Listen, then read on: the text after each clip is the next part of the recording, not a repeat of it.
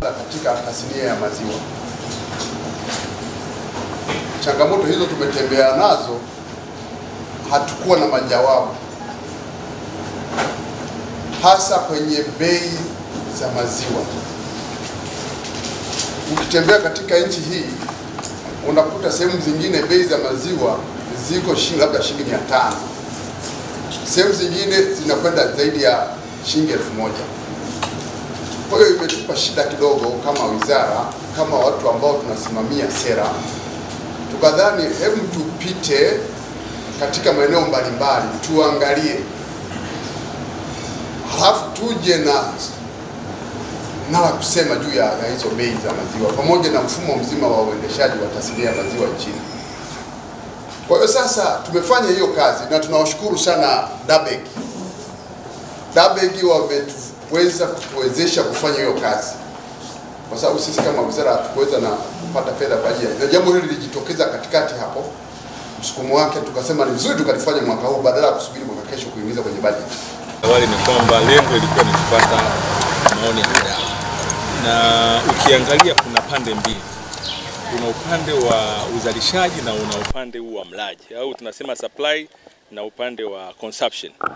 Na kikubwa ni kwamba tathmini imeonyesha kwamba yule mzalishaji anapata faida kubwa, mzalishaji.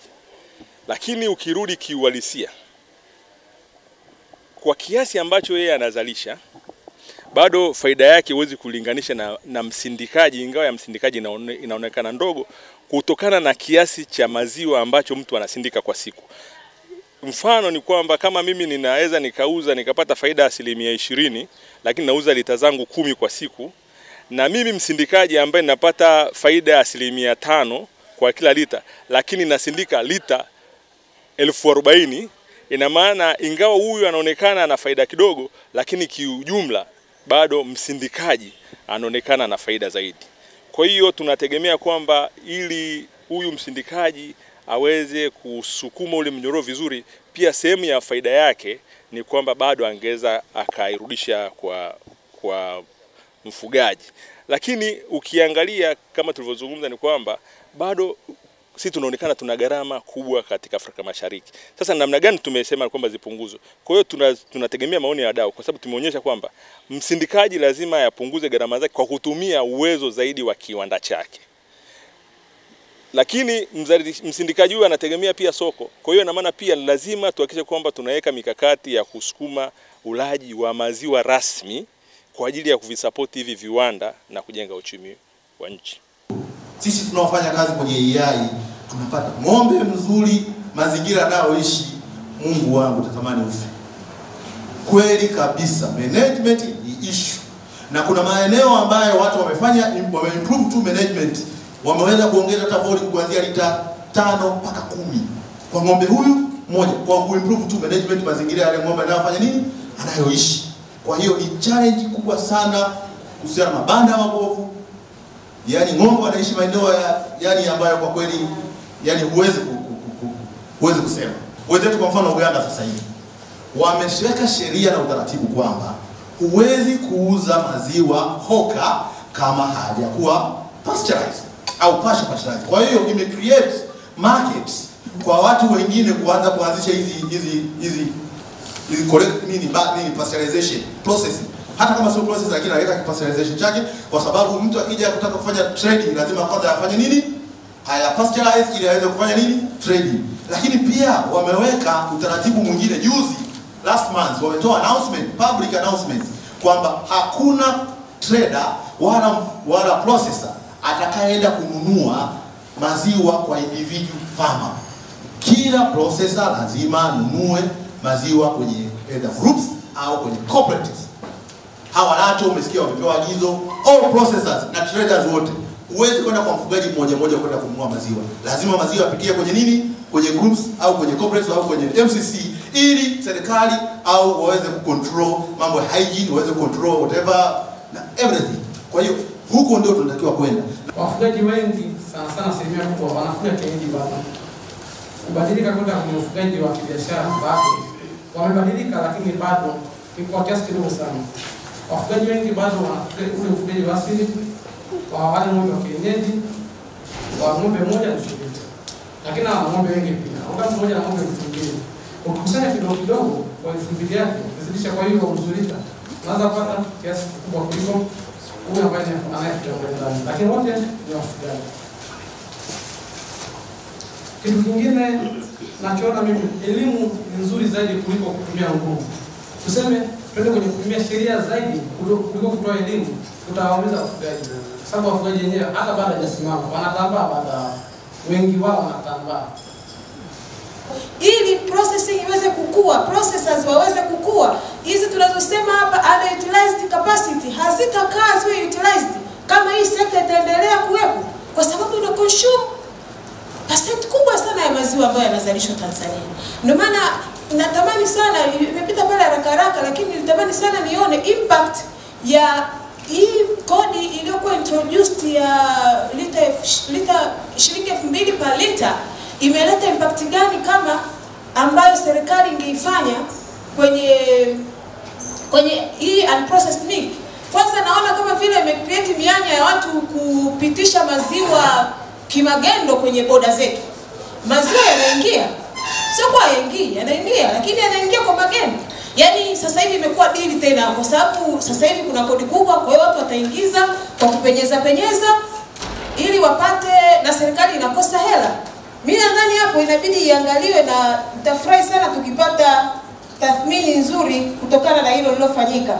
Pia kuna jambo limezungumziwa hapa, wafugaji wanahitaji training ya mind shift, kwa sababu wafugaji wengi hasa hapa Morogoro hawafugi kibiashara. Yaani unakuta kipindi cha kiangazi hakuna maziwa ya kutosha, maziwa yanapungua sana, na ni kwa sababu sio biashara. Mwingine anakwambia leo kuna harusi, hawakamui, wanafanya sherehe. Mwingine ni msiba, wanakaa siku 3 siku 4, hawafanyi biashara. Sasa biashara gani? Mimi mfanya biashara nataka kila siku nipate maziwa ili nizalishe. Najiuliza zile 90 za maziwa kutoka 2.7 bilioni, wale wote wanaokunywa wale maziwa ni watu wasiokuwa na kipato. Napata mashaka. Mimi niko Morogoro, nikienda kutafuta wateja SUA, pale SUA wanasema maziwa yetu ni bei ghali, wanachukua maziwa unprocessed. Sasa SUA pale kuna watu wenye kipato cha chini, maprofesa, madokta. Yaani watu wanapenda vitu vya bei rahisi. Yaani hapa nataka nionyeshe jinsi gani hii unprocessed milk informal sector jinsi ambavyo inaathiri processors. Either mtu ana kipato au hana kipato. Kuna watu nimeshaongea nao, huwezi ukaamini, wanakwambia bei bwana, na ni mtu ni profesa. Dokta. Sasa dokta ana kipato kidogo. Yaani hebu tuangalie serious kabisa, kama tunataka sekta ya maziwa itoke hapa ilipo, tunahitaji kuchukua mifano kwenye nchi nyingine ambazo zimefanikiwa, ambazo zimehakikisha maziwa yote yanaenda kwenye collection center, yanapimwa, yanaweka usawa, watu wanakunywa maziwa maziwa ambayo ni safi na salama kwa ajili ya afya zao. Tunaathirika sana na wanywaji, wauzaji wa maziwa. Wanakuja kuchukua maziwa Morogoro kirahisi sana, wanaenda kuuza Ubungo pale. Nimesikia wameanza kuwafuatilia, lakini sijapata taarifa rasmi. Tunaomba tupate hizo association formal collection center hapa tumeona pale kwa hizo collection center hazina faida yote kwa processors, lakini si Morogoro tunazo, kwa sababu hazipo za hizo, hazipo. Na zikiwepo sisi maprocessors na sisi tuna shida jamani. Hatuwalipi wafugaji kwa wakati. Hatuwalipi wafugaji kwa wakati. Kitu kingine ambacho kinazalisha maziwa kwa sehemu kubwa, watangulizi wangu wameshatangulia kwamba ni mabanda bora. Mabanda bora kwa sehemu nyingi sana ya wafugaji yanakuwa sio sahihi. Hivyo kumfanya yule ng'ombe ambaye angekuwa bora kutoa maziwa hafifu machache. Na pia sheria ya manispaa ya Ilala au kwa upande wa sheria ya mkoa wa Dar es Salaam katika ufugaji wa ng'ombe inazuia kuchunga ng'ombe kupeleka kwenye bustani za watu, kupeleka kwenye viwanja ambavyo havijajengwa vya watu, na kwa kuchunga huko, kama ni ng'ombe bora na lile jua la Dar es Salaam na joto lake linafanya yule ng'ombe naye aweze kushindwa kutoa maziwa vizuri. Hivyo naona utafiti uendelee ili nia na lengo tuweze kudhibiti ufugaji huo wa kiholela na uuzaji huo wa maziwa wa kiholela ikiwa tutapata center connection. Kwa machache hayo, asante. Maziwa ambayo yanaingia kwenye soko rasmi, udhibiti wa maziwa ambayo yanauzwa bila kusindikwa, namna gani ya kurasimisha biashara ya maziwa ile ambayo inafanyika kwa 90%, ili wao waweze kutoa mchango katika maendeleo ya nchi kwa kulipa kodi na pia katika kuondoa ushindani usio rasmi. Kwa hiyo ni eneo ambalo linatakiwa liangaliwe bila kuathiri masoko ya maziwa, kwa sababu ukiyafunga tu leo kusema tu 90% ya maziwa yamezuiliwa kuingia sokoni, ni kwamba tayari umeua wafugaji wote nchini. Mako umeua wafugaji karibu 90% hawawezi kuzalisha maziwa. Kwa hiyo kuna namna ambayo inabidi bodi ikishirikiana na wizara iangalie namna gani ya kuweza kuirasimisha kwa kutumia mbinu ya hatua kwa hatua, a gradual change, bring a gradual change na kufanya transformation ambayo haitaathiri kuendeleza tasnia ya maziwa. And then kuna issue ya udhibiti wa maziwa katika maeneo ambayo kunafanyika ukusanyaji.